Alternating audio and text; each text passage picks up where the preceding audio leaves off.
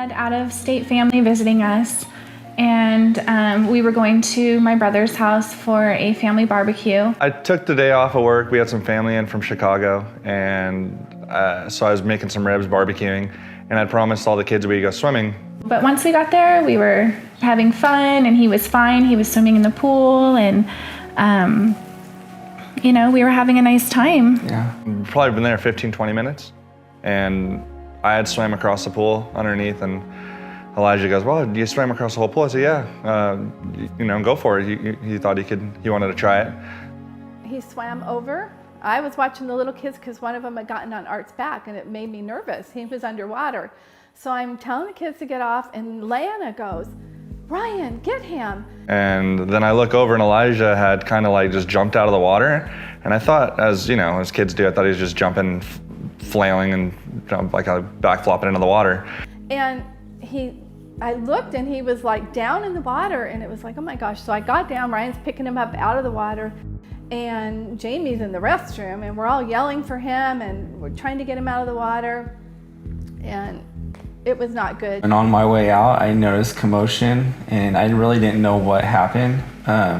I could see something going on, then I noticed it was Elijah on the ground. So telling everybody, somebody call 911. And Jamie comes over, and he completely quits breathing. I mean, his lips were turning blue. And Jamie is asking me for the address. I didn't know. Now I'll never forget. The address is on the front of the pool right there. We called 911. Megan called 911 first, and she's just yelling. And I said, "Megan, they can't understand you. Give me the phone." Fire Department, what is the address of the emergency? Pool number 3 at the farm. It's 33817 Wagon Trail. This particular call was different in the fact that where his location was. I was familiar with that pool. It was a pool that I grew up going to with my grandparents living at that specific location. On the triage of the call, I went straight into CPR with the bystanders on scene, which they were already providing. At first, I thought we were going to see him get revived, but it just didn't happen. It was now related that he possibly was having a seizure. So then we went and changed the protocol to a seizure protocol, which then we addressed the breathing diagnostic tool. Donna, I listened carefully. I want you to say the word now every single time he takes a breath in, starting immediately. Say now every time you breathe, Jamie. No. No. No. No. No. No.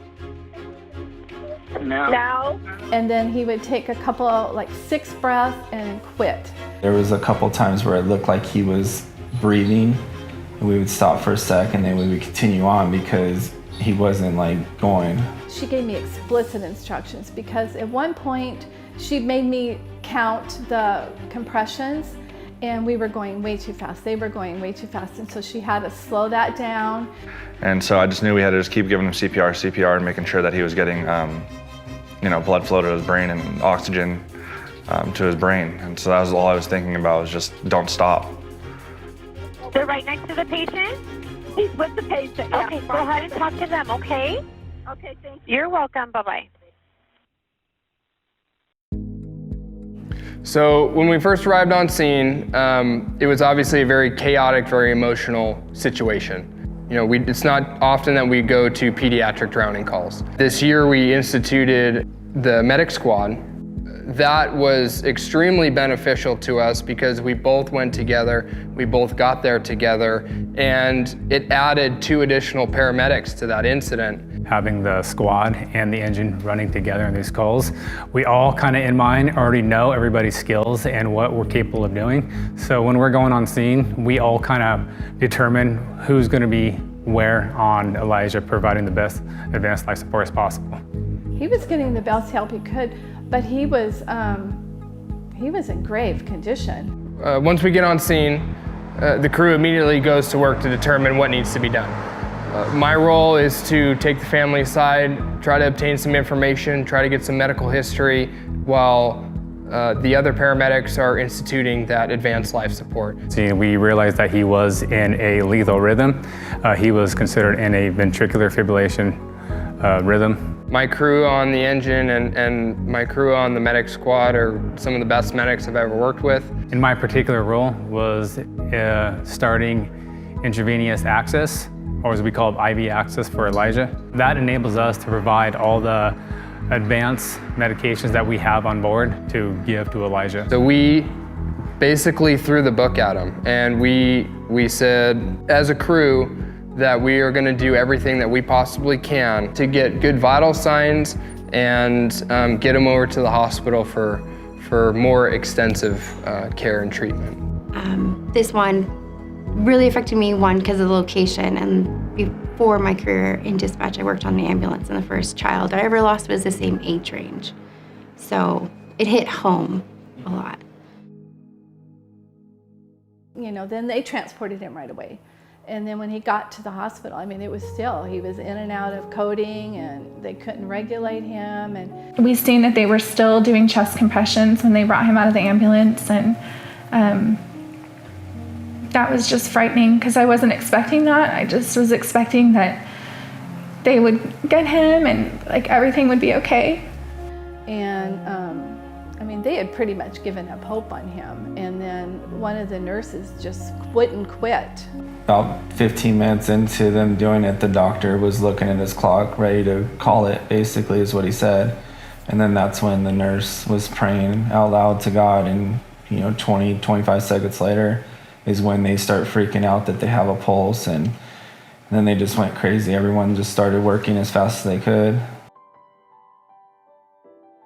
I remember my dad being there when I first woke up. And I had a bunch of things on my face, and I was touching them, wondering what it was. And he took a picture to show me what was all over my face. And I just try to keep the positive thought in my brain that, okay, if he doesn't have a progress for a day or two, it's not the end of the world. He is making progress, and you're gonna have plateaus, but as long as he keeps progressing, that's the main focus. When seconds and minutes matter in these type of situations, people need to know what to do. We're basically hitting the pause button until we show up. With the family starting CPR immediately on him, that bought him more time to survive. The neurologist told us so many times, because Elijah has complete brain function, no brain damage whatsoever, which is a miracle. If we didn't have the level of service that we have with the paramedics on every piece of equipment, we would not be able to provide the care that we did to save this child. Everything looks good for Elijah. He's progressing well, he's doing well. He is, the doctors have stressed that he can go on and live a beautiful, healthy, normal life. In dispatch, we don't ever find that information out. It's very rare cases. So it was just overwhelmed joy. Called and cried on my way home, because that call in particular, I couldn't get a clear picture of exactly 100% what happened. It was just very emotional. Recognizing the seriousness of Elijah's conditions, the early CPR, the defibrillations, the IV access, and the medications give Elijah the best possible outcome possible. Now I feel fine, pretty much back to normal. CAL FIRE Riverside County Fire paramedics are able to provide advanced life support at the highest level for every patient we come in contact with to give them the best possible outcome. This is and will always be our goal.